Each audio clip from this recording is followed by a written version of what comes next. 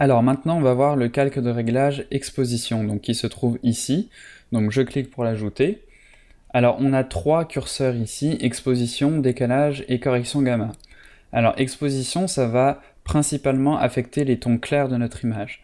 Donc là, si je bouge ce curseur pour augmenter l'exposition, vous voyez que les tons plus sombres, donc qui sont ici près de l'arbre, de la branche et près de la roche, restent relativement similaires à ce qu'on avait avant, alors que les tons clairs vont bouger très rapidement.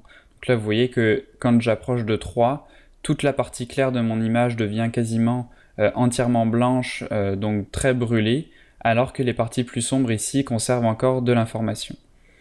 Pour le curseur, donc le deuxième curseur ici décalage, ça va être l'inverse. C'est-à-dire que en descendant ce curseur, vous voyez que les tons clairs restent relativement similaires à ce qu'on avait avant.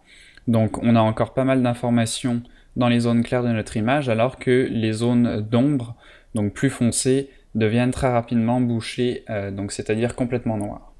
Le gamma, c'est un peu le milieu, donc c'est-à-dire que ça va beaucoup toucher au ton de gris, donc c'est vraiment un peu un entre-deux entre l'exposition et le décalage.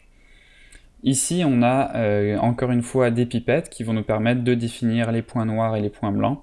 Donc là, par exemple, si je clique sur la pipette, alors là, je sais pas pourquoi, ok, j'avais mis une valeur ici, donc je remets 1 ici pour la correction gamma. Alors oui, faire attention ici parce que exposition et décalage sont à 0 par défaut, mais la correction gamma n'est pas à 0 mais à 1. Donc si vous mettez la correction gamma à 0, vous allez obtenir une image complètement sombre. Et donc les pipettes vont nous permettre de définir les points noirs et les points blancs. Donc là, si je sélectionne ici une zone sombre pour la redéfinir comme point noir, vous voyez mon image qui change. Et à la différence donc de calque, de niveau et de courbe, c'est que l'exposition ne va pas toucher à la couleur.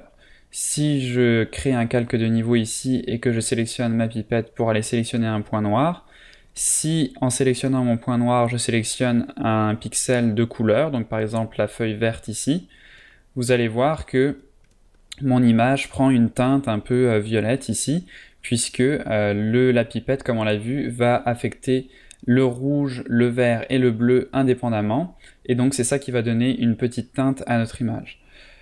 Comparativement à l'exposition, qui si je clique sur la pipette ici pour aller chercher un pixel de couleur verte encore, vous voyez, ne touche pas à la colorimétrie de mon image. Donc on garde vraiment les mêmes couleurs. Donc c'est la petite différence quand on clique sur la pipette ici pour mettre une nouvelle valeur pour notre point noir et notre point blanc entre l'exposition et les niveaux.